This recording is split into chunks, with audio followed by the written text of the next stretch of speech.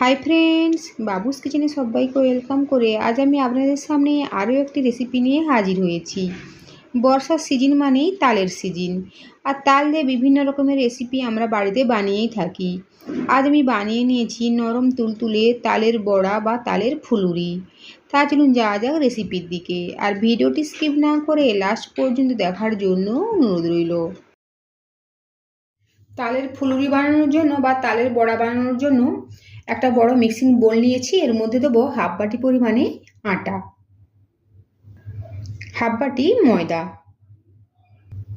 সাথে দেবো 1 টিস্পুন সুজি, সাথে দেবো 1 টেবিল স্পুন চালের গুঁড়ো, দেবো হাফ বাটির একটু কম চিনি। এখানে আমি দানা চিনি নিয়েছি, আপনারা চাইলে গুঁড়ো চিনি ব্যবহার করতে পারেন। দেবো সামান্য পরিমাণে লবণ, দেবো একদম অল্প পরিমাণে কালো জিরে। প্রথমে এই শুকনো উপকরণগুলো মিশিয়ে নেব। জন্মাষ্টমীর দিনে যদি এই পিঠে বানাতে চান বা এই তালের ফুলুরি বানাতে চান, তবে চালের গুঁড়োটা স্কিপ করবেন। আর আপনারা আটা ময়দা না মিশিয়ে শুধু ময়দা দিয়েও বানাতে পারেন, তবে আটা ময়দা মিশিয়ে বানালে পিঠে কিন্তু আরও বেশি নরম হবে। সমস্ত শুকনো উপকরণ মিশিয়ে নিয়েছি। এখন দেবো তালের পাল্প। যে বাটি মেপে আমি আটা ময়দা নিয়েছি, ওই বাটির 1 বাটির থেকে একটু বেশি পরিমাণে তালের পাল্প নিয়েছি। এতটুকু জলের ব্যবহার করা যাবে না।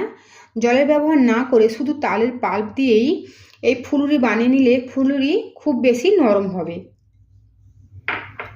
এখন আমি হাত দিয়ে মিশিয়ে নেব, প্রয়োজন হলে আরও কিছুটা দেবো। দেখুন, তালের পাল্প দিয়ে সমস্ত উপকরণ ভালো করে মিশিয়ে নিয়েছি।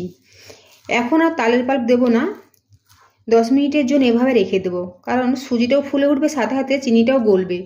তখন যদি মনে হয় যে খুব বেশি গাঢ় হয়ে গিয়েছে, তখন আবার তালের পাল্প বা তালের মাড়ি দেবো। এখন আমি 10 মিনিটের জন্য এভাবে রেখে দেবো। 10 মিনিট পর ফিরে এসেছি। দেখুন, সুজি খুব ভালোভাবে ফুলে উঠে সেট হয়ে গিয়েছে, আর চিনিটাও খুব ভালোভাবে গলে গিয়েছে। ব্যাটারের ঘনত্ব ঠিক এভাবে রয়েছে। এর থেকে আরও বেশি গাঢ় করব না। যেহেতু চিনিটাও গলে গিয়েছে, সাথে সুজিটাও ফুলে উঠেছে, তাই ব্যাটার খুব পারফেক্টভাবে রেডি হয়ে গিয়েছে। এখন কিছুক্ষণ সময় নিয়ে একটু ফেটিয়ে নেব। যত ফেটানো যাবে তত কিন্তু পিঠে স্পঞ্জি হবে বা নরম হবে। 4 মিনিট সময় নিয়ে ব্যাটারটা ফেটিয়ে নিয়েছি। এখন যাব নেক্সট প্রসেসে। গ্যাসের ফ্লেম বাড়িয়ে রেখে তেল ভালো করে গরম করে নিয়েছি, আর বেশ খানিকটা তেল কড়াইয়ের মধ্যে দিয়েছি। এখন গ্যাসের ফ্লেম মিডিয়ামে করে দেবো, আর মিডিয়ামে করে ব্যাটার থেকে কিছু কিছু করে অংশ এভাবে ফুলুরির আকারে তেলের মধ্যে ছেড়ে দেবো।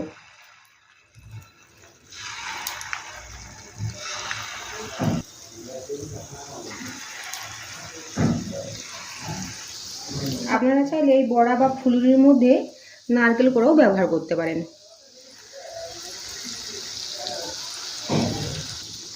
দেখুন, ফুলুরিগুলো তেলের মধ্যে ফুলে উঠেছে। এভাবে হালকা হাতে স্পুন দিয়ে নেড়ে দেবো এদিক ওদিক করে। আর এই ফুলুরিগুলো ভাজার সময় এভাবে বড় বা চ্যাপ্টা কড়াই নিলে একসাথে অনেকগুলো ফুলুরি ভাজা হয়ে যায়। এভাবে স্পুন দিয়ে ঘুরিয়ে ঘুরিয়ে ভাজলে চারিপাশটাই ভালোভাবে ভাজা হয়ে যায়। দেখুন, ফুলুরিগুলো গোল্ডেন ব্রাউন হয়ে গিয়েছে, তার মানে পিঠেগুলো বা ফুলুরিগুলো ভাজা হয়ে গিয়েছে। এখন তুলে নেব। একইভাবে ব্যাটার থেকে বাকি ফুলুরিগুলোও ভেজে নেব।